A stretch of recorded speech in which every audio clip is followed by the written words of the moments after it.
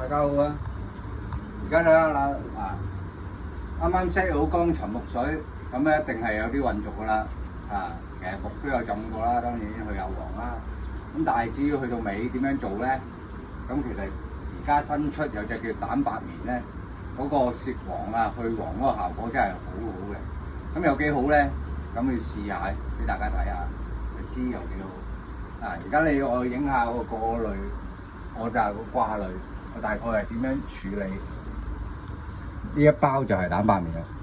咁當然面你要有啲棉花擋住佢，就防止有啲粒子啊嗰啲走咗落去啦。咁我而家試下開咗佢。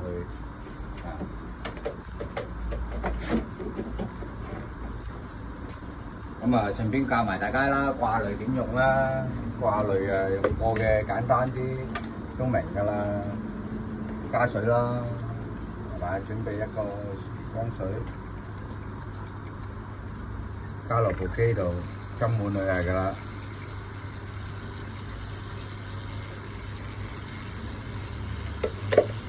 當佢抽到咁上下，走翻落去嘅時間咧，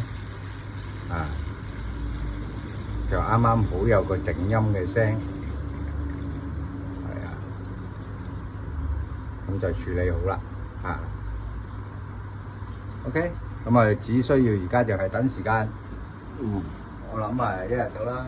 咁應該呢啲缸水係會比佢理想啲嘅，菜要整翻啲㗎啦。好，下 part 見。